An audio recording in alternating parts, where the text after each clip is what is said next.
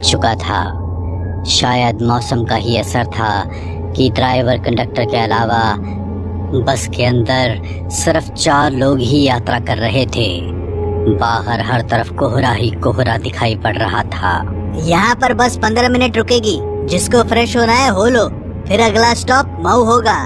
Driver की बात सुनकर बस में बैठी बाकी सवारियों के साथ आरुष भी उस छोटे से ढाबे पर नीचे उतर गया। यह एक छोटा सा सुनसान ढाबा था जिसके दोनों तरफ सिर्फ जंगल ही जंगल दिखाई दे रहा था। आरुष एक कप चाय पीने की इच्छा से ढाबे के अंदर पहुंच गया था। बस में बैठी बाकी की 3 सवारियां भी वॉशरूम की तरफ बढ़ गई थी। भाई 1 कप मसाला चाय देना।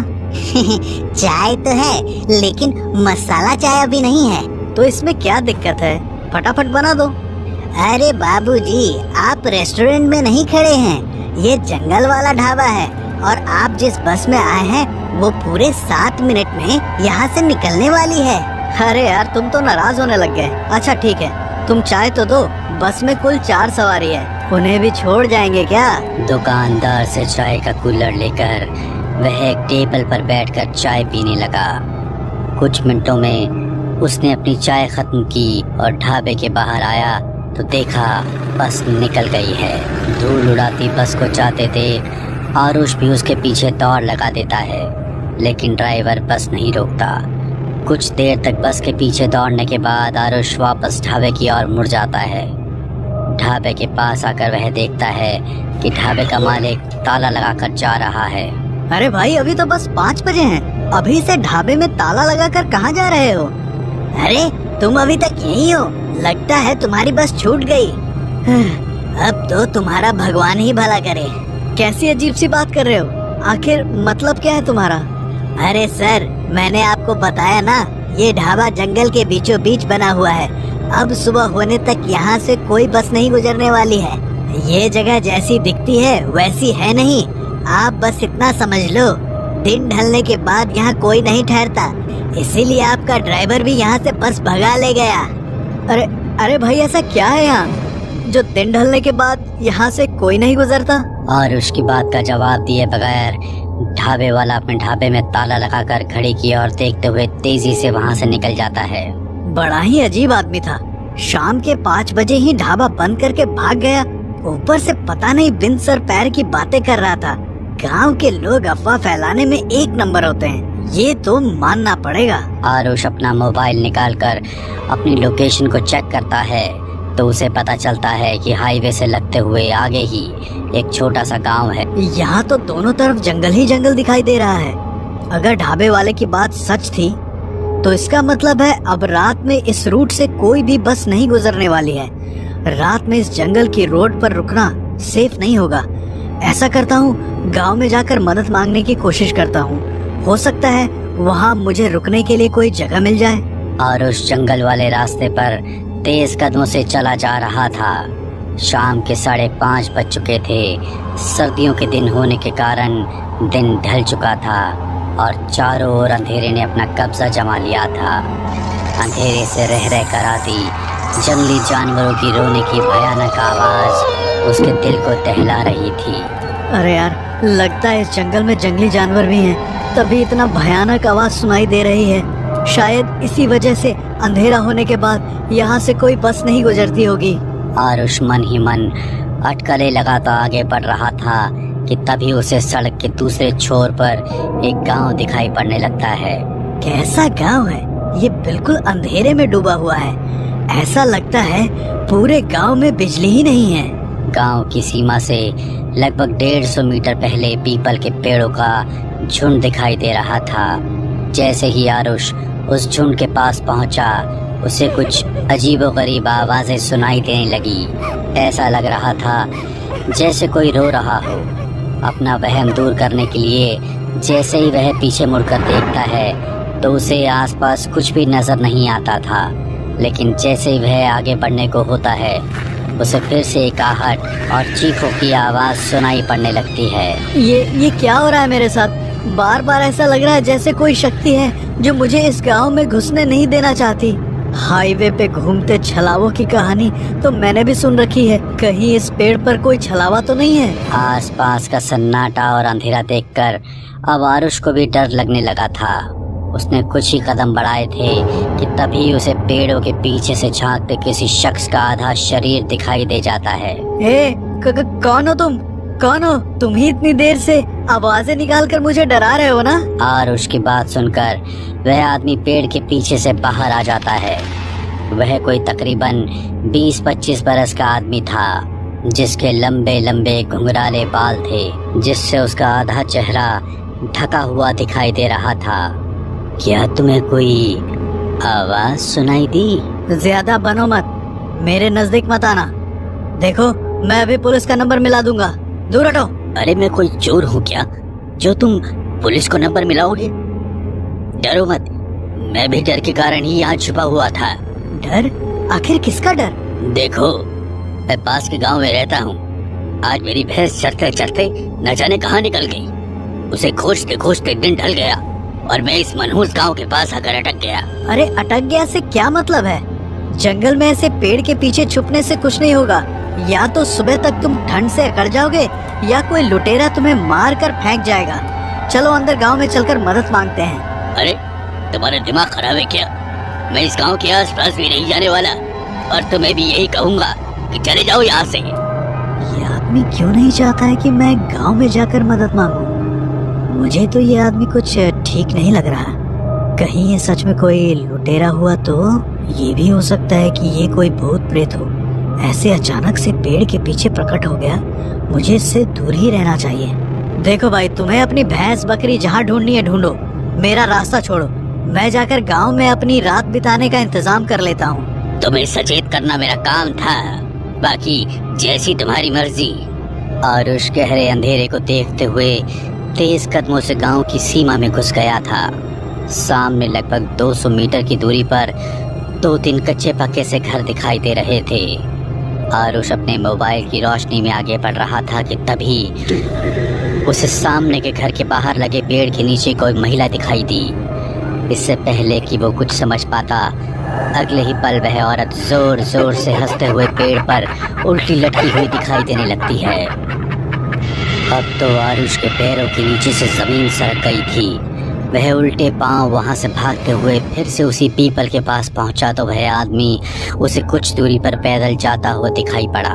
लगता है मुझसे गलती हो गई। वो आदमी ठीक कह रहा था, कुछ तो गड़बड़ जरूर है इस गांव में। आरुष दौड़ते हुए उस आदमी के पास पहुंचता है। आप ठीक कह रहे थे, वो गांव, वहाँ कुछ तो है। मैंने अपनी आंखों से एक औरत को पेड़ पर लटकते हुए देखा। मैं जो बताऊंगा उस पर यकीन कर पाओगे? क्यों नहीं, मुझे आप पूरी बात बताइए। आखिर इस गांव का क्या रहस्य है? जिसको तुमने अभी अभी पेड़ पर लटकते हुए देखा, वो कोई औरत नहीं बल्कि प्रेत था। ये गांव पिछले 75 सालों से ऐसे ही खाली पड़ा हुआ था। यहाँ पर कोई नहीं रहता है। तो इस गांव में रहने वाले लोग आखिर कहाँ चले गए? आजादी से पहले की बात है। देश पर अंग्रेजी हुकूमत थी। उस अंग्रेजी हुकूमत में जो हिंदुस्तानी अंग्रेजों के तलवे चाटते थे, वो ऐसे छोटे छोटे गांव पर राज किया करते थे।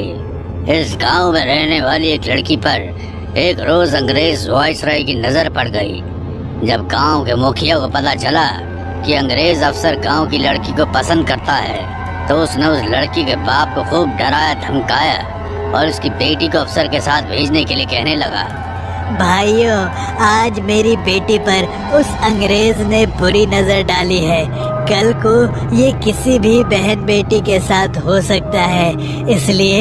इसलिए हमें इस अंग्रेज से डरे बिना उसका सामना करना होगा। हमारी बहन बेटियों की इज्जत पर बात आए तो हम चुप नहीं बैठेंगे। हाँ, तुम बिल्कुल ठीक कह रहे हो। हम सब तुम्हारे साथ हैं। हम चुप नहीं बैठेंगे चुप। अगले ही दिन लड़की का पिता पास के गांव में जाकर अपनी बेटी का रिश्ता पक्का कर देता है और दूल्हा बारात लेकर गांव में पहुंच जाता है। हर तरफ खुशी का माहौल था। गांव के सारे लोग शादी में शरीक होने के लिए मंडप में जमा थे। दूल्हा घोड़ी पर बैठा हुआ था कि उसी क्षण मुखिया को यह खबर लग गई कि रूपा की शादी हो रही है। इन लोगों को इतनी हिम्मत हो गई है, मेरे समझाने पर भी ये रूपा की शादी करवा रहे हैं। इससे पहले कि वो गोरा मेरी खाल खींचे, मुझे इन्हें सबक सिखाना होगा। मुखिया अंग्रेज सैनिकों के साथ आधी रात को गांव में घुसा और रूपा के घर पर पेट्रोल को छिड़ककर चारों ओर से आग लगा दी। पूरा का पूरा गांव एक ही दिन में उस आग में खत्म हो गया। लेकिन मरने के बाद भी उन लोगों की आत्मा को शांति नहीं मिली और तब से लेकर आज तक वो लोग इस गांव में ही भटक रहे हैं। मुखिया और उसके सभी आदमियों को मारकर उन्होंने अपनी मौत का बदला तो ले लिया, लेकिन उस दिन के बाद ये गांव हमेशा के लिए शापित हो गया। इसलिए अंधेरा होने के बाद गांव की सीमा को पार करने का मतलब अपनी मौत को बुलाना। आज तक जो भी वहां गया कभी लौट कर नहीं आया। इस घटना के 70 साल बीतने के बाद भी उस गांव में जाने की कोई हिम्मत नहीं दिखाता। मेरी जान बचाने के लिए आपका बहुत धन्यवाद भाई, लेकिन अब हम रात कहाँ गुजारेंगे? आओ मैं एक जगह बताता हूँ। वह आदमी आरुष को लेकर एक पुराने से घर में चला गया। ये जगह थोड़ी पुरानी है, लेकिन यहाँ कोई खतरा नहीं है। तुम सुबह तक यहाँ रुक सकते हो। गांव की खौफनाक कहानी सुनकर आरुष का रोया रोया डर से कांप रहा था, क्योंकि वो उस गांव की सीमा में पैर रखकर लौट आया था। अरे भाई, आपका नाम नहीं बताया आपने? किशन कुमार। आरुष को उस पुराने से मकान में छोड़कर किशन वहां से बाहर निकल गया। आरुष ने किसी तरह वो रात बिताई। सुबह बस के हॉर्न की आवाज से उसकी नींद खुल गई। लगता है सुबह हो गई। सुबह का उजाला उस टूटे फूटे पुराने कमरे को रोशन किए हुए था। कमरे में चारों ओर नजर दौड़ाते हुए अचानक आरुष की नजर शादी के कार्ड पर जाकर थम गई, जो सामने रखी कुछ किताबों के पास बिखरे थे। किसी की शादी का कार्ड लगता है। रूपा संग किशन, 22 दिसंबर 1946। आरुष का चेहरा डर से सफेद पड़ गया था। जिसके साथ आरुष ने रात बिताई थी वो कोई और नहीं, रूपा का दूल्हा किशन था। बाकी गांव वालों के साथ साथ वो भी आज तक भटक रहा था, लेकिन शायद उसके भटकने का मकसद अलग था।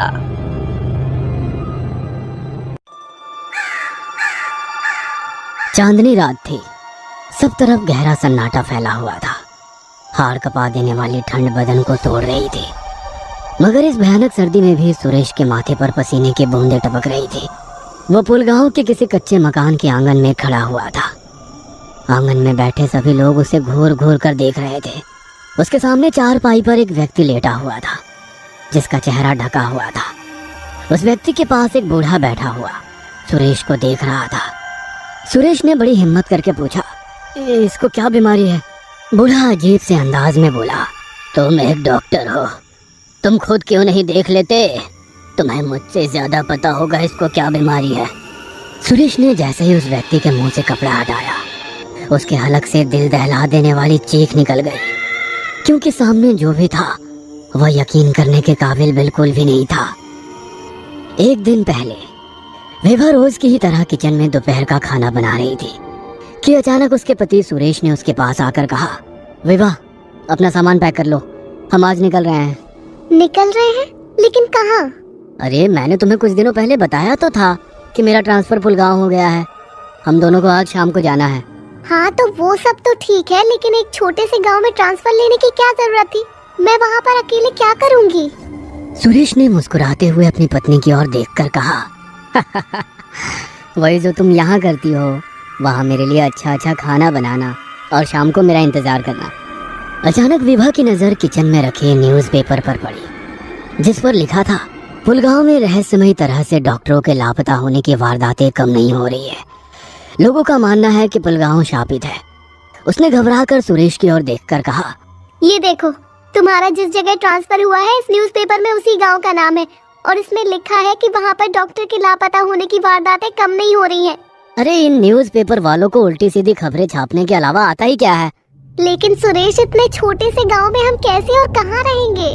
विवाह, वहाँ पर एक गेस्ट हाउस बना हुआ है, हम उसी में रहने वाले हैं। अब तुम जल्दी से तैयार हो जाओ। शाम तक उनकी कार पुलगांव के गेस्ट हाउस के सामने खड़ी हुई थी। विभा ने देखा वहाँ सब तरफ सन्नाटा फैला हुआ है। विभा को वहाँ पर कोई भी इंसान नजर नहीं आया, यहाँ तक कि कोई जानवर भी उसको नजर नहीं आया। ये बात विभा को बहुत ज्यादा अजीब लगी। पता नहीं क्यों उसे वहाँ पर कुछ अजीब सा लगा, मगर उसने सुरेश को कुछ जाहिर नहीं किया। सुरेश और विभा अपनी गाड़ी से बाहर निकल आए। उन्होंने एक अनजान व्यक्ति को पहले से वहां मौजूद पाया।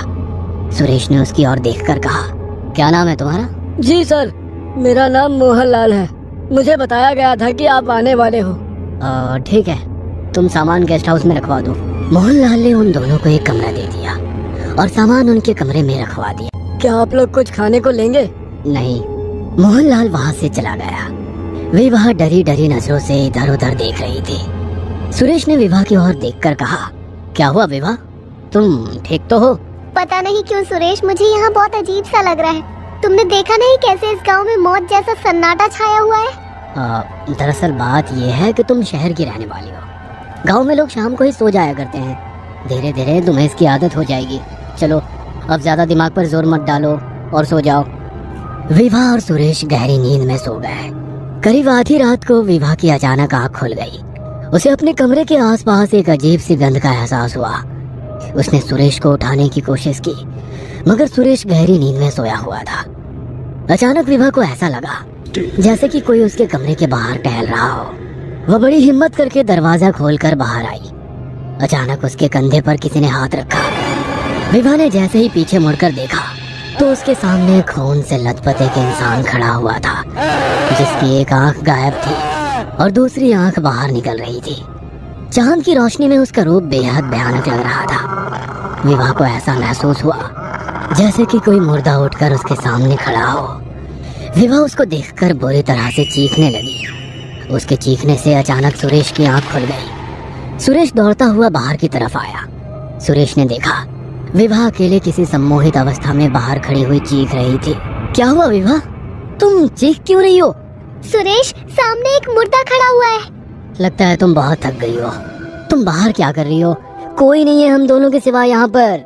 विवाह ने देखा तो सचमुच वहाँ पर कोई मौजूद नहीं था। सुरेश उसे कमरे के अंदर की ओर ले गया। सो जाओ विवाह। सुरेश, मैंने अपनी आंखों से देखा था और इस कमरे में एक अजीब सी गंध आ रही थी, जैसे किसी मुर्दे में से आती है। ये सब तुम्हारे ज्यादा सोचने का असर है। तुम जरूरत से ज्यादा सोच रही हो। सो जाओ। विवाह बड़ी मुश्किल से सो पाई। उनकी आंख सुबह मोहनलाल के दरवाजा खटखटाने पर खुली। आप तैयार हो जाइए डॉक्टर साहब, मैं आपको आपके क्लिनिक में ले चलता हूँ। सुरेश तैयार होकर अपने कमरे में आ गया। विवाह के चेहरे पर डर अब भी था। सुरेश ने मुस्कुराकर अपनी पत्नी से कहा, किचन में खाने पीने का सारा सामान मौजूद है, तुम्हें जो अच्छा लगे वो खाना बना देना। मैं शाम को जल्दी लौट आऊंगा। इतना कहकर सुरेश मोहनलाल के साथ क्लिनिक में चला गया। सुरेश ने देखा क्लिनिक के नाम पर वहाँ केवल एक टूटा फूटा खंडहर था, जहाँ एक बहुत पुरानी मेज और कुर्सी बिछी हुई थी। ये देखकर सुरेश को बड़ा अजीब लगा। उसने मोहनलाल से कहा, ऐसा लगता है जैसे यहाँ की मेज और कुर्सी बरसों से बदली ही नहीं गई हो। यहाँ बहुत ही कम डॉक्टर टिकते हैं, जो आते हैं वो जल्दी ही यहाँ से चले जाते हैं। सुरेश क्लिनिक में शाम तक बैठा रहा, मगर एक भी मरीज उस क्लिनिक में नहीं आया। शाम को सुरेश मोहनलाल के साथ गेस्ट हाउस में वापस आ गया। खाना खाकर सुरेश और विवाह सोने ही वाले थे कि अचानक उनके कानों में मोहनलाल की आवाज आई। साहब, आपसे एक बात करनी थी। कहो, क्या बात करनी है मोहनलाल? साहब, रात के वक्त अगर कोई भी दरवाजा खटखटाए तो दरवाजा मत खोलिएगा, चाहे मैं ही क्यों ना हूँ। मोहनलाल की बात सुनकर विवाह और सुरेश एक दूसरे के चेहरे की ओर देखने लगे। सुरेश मोहनलाल से कुछ और पूछता, मगर मोहनलाल इससे पहले ही बड़ी फुर्ती से वहाँ से चला गया। ये क्या बोल कर गया है? क्या कहना चाहता था? कुछ नहीं, शायद कुछ और कहना चाह रहा था, लेकिन कुछ और कह गया। मुझे तो बहुत डर लग रहा है। इसमें डरने की क्या बात है, चलो सो जाओ। फिर दोनों सोने के लिए चले गए। सुरेश और विवाह गहरी नींद में सो गए।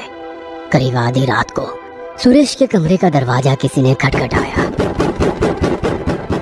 सुरेश चौंक कर उठ बैठा और विवाह भी उठ गई। इतनी रात को कौन आया है? मैं दरवाजा खोलकर देखता हूँ। दरवाजा मत खोलो सुरेश, तुम्हें याद नहीं मोहनलाल ने क्या कहा था? विवाह, तुम भी ना, तुम सो जाओ। सुरेश ने जैसे ही दरवाजा खोला तो सामने मोहनलाल खड़ा हुआ था। मोहनलाल, तुम? जी डॉक्टर साहब, मुझे माफ करिएगा, लेकिन गांव में एक व्यक्ति की अचानक तबीयत खराब हो गई है, इसलिए मुझे मजबूरन आपके पास आना पड़ा। लेकिन तुमने तो कहा था कि रात के वक्त कोई भी दरवाजा खटखटाए तो नहीं खोलना, चाहे तुम ही क्यों ना हो। हो सकता है मैंने कुछ और कहना चाहा हो, लेकिन कुछ और कह दिया हो, लेकिन अब आप जल्दी चलिए, मरीज की हालत बहुत ज्यादा खराब है। ठीक है चलो।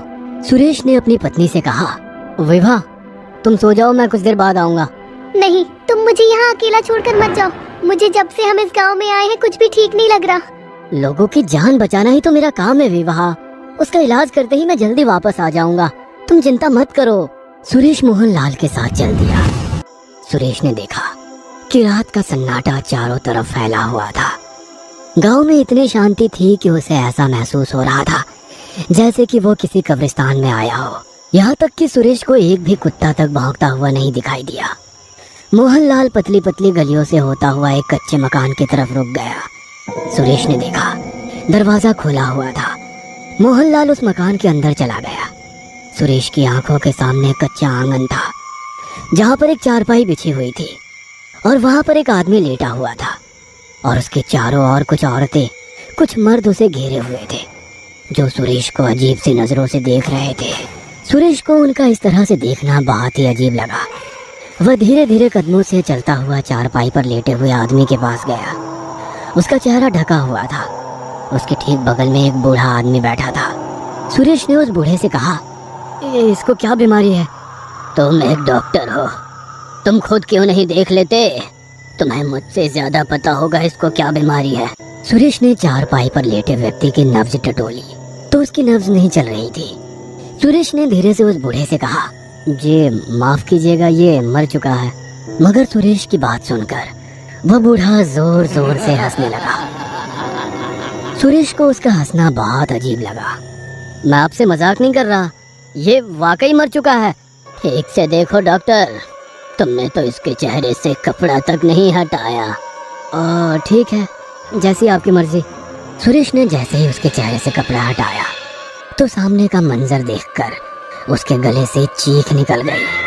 सुरेश ने देखा चारपाई पर लेटा हुआ शख्स कोई और नहीं बल्कि वह खुद था। अचानक सभी लोग, यहाँ तक कि मोहनलाल भी सुरेश की तरफ घूर कर देखने लगा और चारों ओर से सभी लोग सुरेश के पास आने लगे और सबने मिलकर सुरेश को घेर लिया। सुरेश ने देखा अचानक उनके चेहरे बदलने लगे। अब उनके चेहरे मुर्दों जैसे हो गए थे। उनके चेहरों को देखकर ऐसा लग रहा था जैसे कि उन्हें मरे हुए सालों गुजर चुके हो। कौन हो तुम लोग और मुझसे क्या चाहते हो? ये क्या हो रहा है? ऐसे कैसे मुमकिन हो सकता है? एक भयानक हंसी सुरेश के कानों से टकराई। हंसी मोहनलाल की थी। मैंने मना किया था ना साहब, रात में दरवाजा मत खोलना, लेकिन तुम भी और डॉक्टरों की तरह बेवकूफ निकले। तुम शहरी लोग इन बातों को नहीं मानते, मगर अफसोस अब तुम भी और डॉक्टरों की तरह ही मरोगे। मुझे जाने दो, मैंने तुम लोगों का क्या बिगाड़ा है? तुम लोग आखिर हो कौन? हम सब बहुत पहले ही मर चुके हैं साहब। काफी साल पहले जब इस गांव में अकाल पड़ा था तब हम सब लोगों ने भगवान को छोड़कर शैतान की पूजा करनी आरंभ कर दी थी, लेकिन फिर भी हम सब मर गए और उसकी सजा हमें मिली। हम सब शापित हो गए। दिन में तो हम सब आम आदमियों की तरह होते हैं, मगर रात में यह पूरा गांव भुता गांव बन जाता है। हमें जिंदा रहने के लिए इंसानों के खून की जरूरत होती है और इंसानी मांस हमारा खाना होता है। तुम्हारे सामने जो व्यक्ति लेटा हुआ है वो तुम्हारा भविष्य है। इतना कहकर मोहनलाल का चेहरा बुरी तरह से भयानक हो गया और वहाँ जितने भी लोग मौजूद थे सभी के चेहरे भयानक हो गए। वह सब सुरेश पर टूट पड़े और एक दिल दहला देने वाली चीख सन्नाटे को चीर गई। उसी समय वहाँ विभा भी आ पहुंची, जो कि अब दूर खड़ी ये सब देख रही थी। विभा सुरेश को बिना बताए उसके पीछे ही आ गई थी, मगर उसे नहीं पता था कि वह भी मौत के नजदीक चली आई थी। सुरेश की हालत देखकर विभा के मुंह से जोरदार चीख निकल गई। छोड़ दो मेरे पति को, तुम लोग हो कौन? इसके बाद विभा को कुछ भी कहने का मौका नहीं मिला। थोड़ी ही देर के बाद विभा और सुरेश कंकाल में तब्दील हो चुके थे। वो सब मुर्दा जो थे वो सुरेश और विभा को जिंदा ही कच्चा चबाकर खा गए। कुछ देर बाद वहाँ फिर मौत जैसा सन्नाटा हो गया। सब तरफ शांति फैल गई और भूतिया गांव फिर एक बार अपने अगले शिकार का इंतजार करने लगा।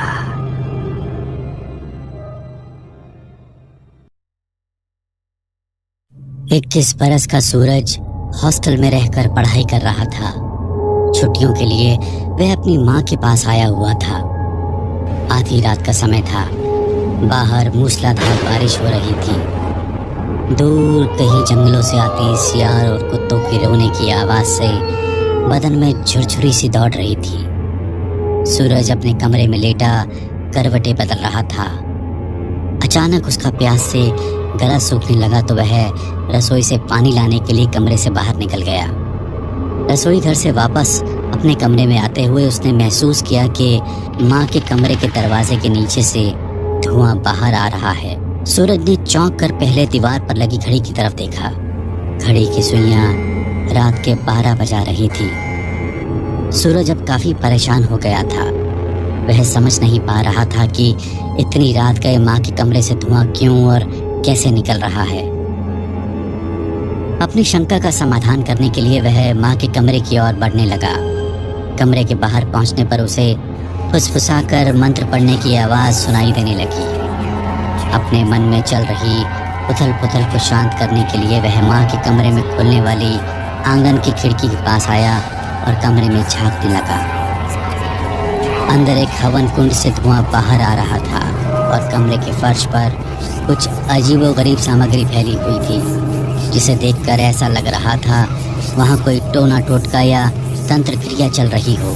तभी माँ हाथ में एक छोटी सी मिट्टी की हांडी लेकर कमरे से बाहर निकल जाती है। सूरज धीमे कदमों से अपनी माँ का पीछा करता है तो देखता है कि उसकी माँ ने वह टोटके की हांडी बाहर चौराहे पर रखी और वह वापस लौटकर चुपचाप अपने कमरे में सो गई। माँ की ऐसे अजीबोगरीब व्यवहार देखकर सूरज सकते में पड़ गया था।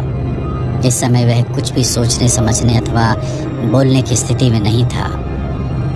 माँ के अपने कमरे में जाने के बाद सूरज भी वापस अपने कमरे में आकर लेट जाता है। वो रात बीतने के बाद अगला दिन भी यूं ही उथल पुथल में बीत गया और रात घिर आई। जिज्ञासावश रात के 12 बजे फिर से सूरज खिड़की से अंदर झांकने लगता है।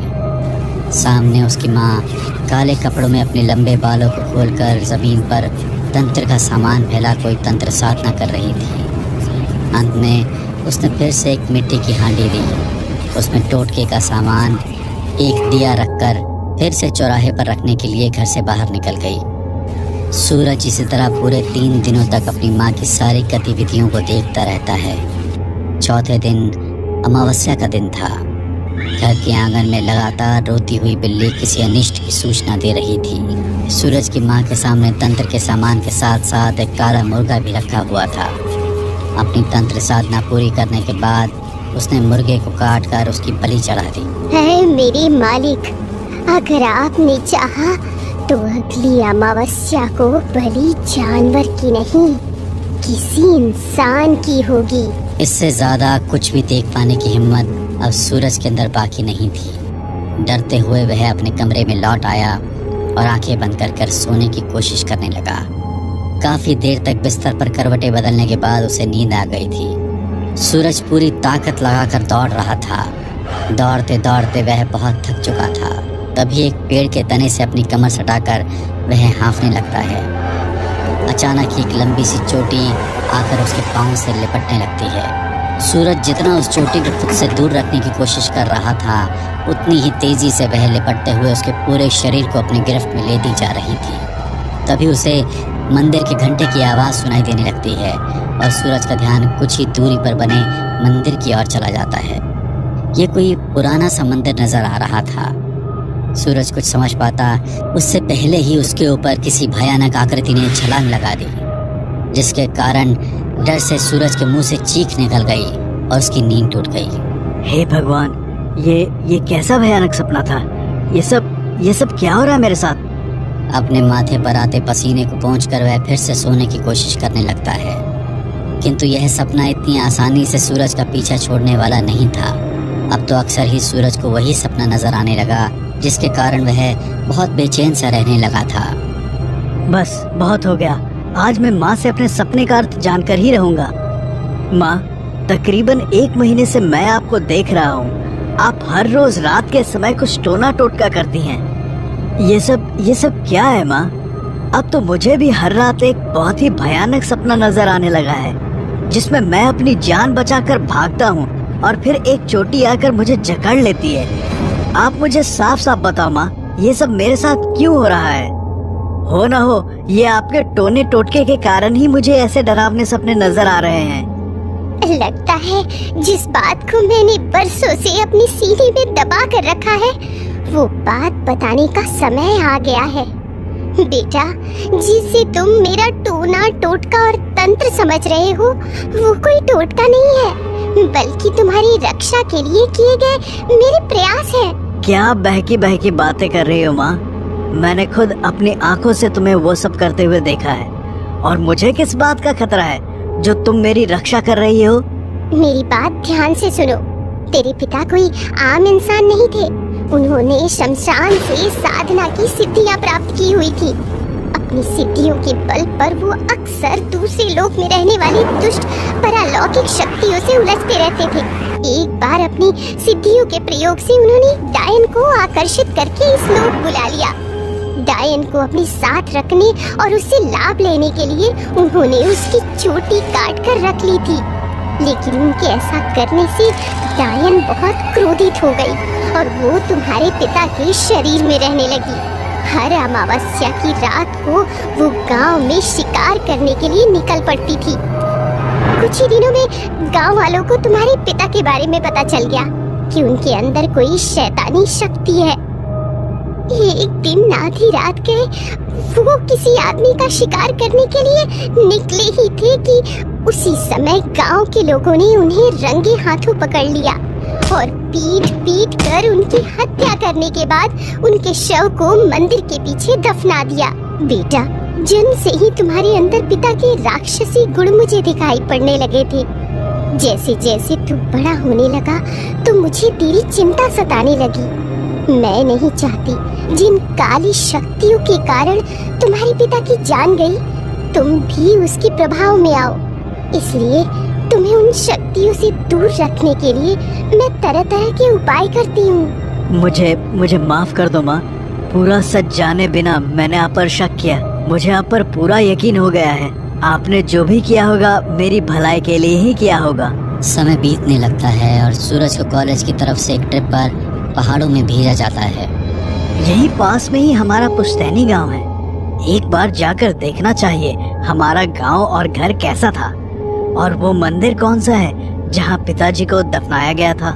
ऐसा सोचकर सूरज अपने गांव डुमरी पहुंच जाता है। जैसे ही सूरज गांव में कदम रखता है, चमगादड़ों के झुंड बेचैन होकर यहाँ वहाँ फड़फड़ाने लगते हैं। कौन हो तुम तो हूबहू हरीश जैसे दिखते हो। क्या आप उन्हें जानते हैं? हरीश मेरे पिता थे। हाँ बेटा, मैं उसे जानता हूँ। वो मेरा बहुत अच्छा मित्र था। उसके साथ बहुत बुरा हुआ था। लेकिन तुम यहाँ कैसे पहुँचे? तुम्हें तो वो डायन उठाकर ले गई थी ना? ये आप क्या कह रहे हैं? मुझे कोई डायन नहीं ले गई थी काका। मैं तो अपनी माँ के साथ रहता हूँ। नहीं बेटा, उस डायन ने तुम्हारे माँ पापा और दादा दादी को खत्म कर दिया था और तुम्हें उठा कर ले गई थी। 15 बरस पहले की बात है। इस गांव के काली मंदिर में एक औरत रात के 12 बजे पूजा करने आती थी और माँ काली को अजीबो गरीब चीजें चढ़ाया करती थी।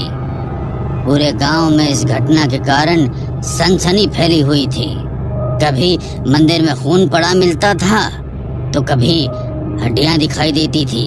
तुम्हारे दादाजी गांव के सरपंच थे, इसलिए उन्होंने ये फैसला किया कि वे और उनके बेटे पूरी रात मंदिर में पहरा देंगे और पता लगाएंगे कि आखिर कौन ये सब कर रहा है। रात घिरी और रात के ठीक 12 बजे एक सुंदर स्त्री इस मंदिर के अंदर घुस गई। उसके हाथों में एक मानव खोपड़ी थी और उसकी लंबी चोटी जमीन पर लहरा रही थी। मंदिर के अंदर जाकर उसने अपनी तंत्र सामग्री वहां रखी और कुछ सिद्धि करने लगी। उस भयानक स्त्री को देखकर पहले तो सरपंच और हरीश भाई घबरा गए, लेकिन बाद में हिम्मत करके उसके सामने गए और गुस्से में उसकी चोटी काट दी। दरअसल वो एक जहरीली डायन थी। उस डायन की चोटी काटने का परिणाम यह हुआ कि अब वह तुम्हारे परिवार के पीछे पड़ गई थी। अमावस्या की रात उसने तुम्हारे घर में घुसकर तुम्हारे दादा दादी, पापा और माँ सबको मार डाला। अब तुम्हारे परिवार में बस तुम ही जीवित बचे थे, परंतु डायन कभी भी अवयस्क बालक की जान नहीं लेती, इसीलिए वो तुम्हें उठाकर अपने साथ ले गई थी। गांव वाले तो यही समझ रहे थे कि उस डायन ने अब तक तुम्हारी जान ले ली होगी। अब मुझे सब कुछ समझ में आ रहा है। जो माँ बनकर इतने सालों से मेरे साथ है वो मेरी माँ नहीं है। अमावस्या के दिन वो मेरी ही बलि देकर अपना बदला पूरा करने की योजना बना रही है। बेटा, उस डायन को खत्म करने का बस एक ही तरीका है। काली मंदिर से त्रिशूल लेकर तुम्हें ही उसका अंत करना होगा, नहीं तो वो तुम्हारा सर्वनाश कर देगी। काका की बात सुनकर सूरज को अब तक की सारी पहेली साफ साफ समझ आ गई थी। उसने काली मंदिर से त्रिशूल लेकर अपने पास रख लिया और घर लौट आया।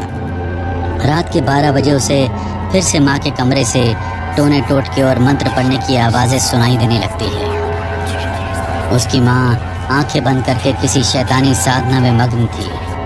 जैसे ही वह त्रिशूल लेकर डायन की ओर बढ़ा, डायन का शरीर हवा में ऊपर उठने लगा और देखते ही देखते वह भयानक शक्ल वाली एक डायन में बदल गई। डायन की लंबी चोटी अब जमीन को स्पर्श कर रही थी और उसका चेहरा बहुत ही भयानक नजर आ रहा था। डायन ने अपनी लंबी चोटी को हवा में ऊपर उछाला और वह चोटी आकर सूरज के पूरे शरीर को रस्सी की तरह जकड़ने लगी। चोटी की मजबूत कसावट के कारण वह त्रिशूल उसके हाथ से छूटकर नीचे गिर पड़ा था। चोटी ने पूरी ताकत से उसे डायन की ओर खींचा और वह चोटी में जकड़े हुए ही जमीन पर गिर पड़ा। उसे जमीन पर गिरा देख डायन जोर जोर से हंसने लगती है। सूरज खुद को बेहद असहाय महसूस कर रहा था और डायन की चोटी के द्वारा पड़ रहे दबाव से उसके शरीर में खून का बहाव भी रुकने लगा था। तभी उसकी नजर उसके पास में पड़े हुए माँ के त्रिशूल पर गई। अपनी पूरी ताकत लगाकर उसने त्रिशूल उठाया और डायन की चोटी को उससे छू दिया। अचानक ही डायन की चोटी की पकड़ खुलने लगी और वह उसके शरीर से दूर हो गई। मौके का फायदा उठाते हुए सूरज ने जाकर माँ काली का त्रिशूल डायन के सीने में घोंप दिया। एक जोरदार चीख के साथ डायन वहीं जमीन पर गिर पड़ी और धुएं के बवंडर की तरह हवा में गायब हो गई।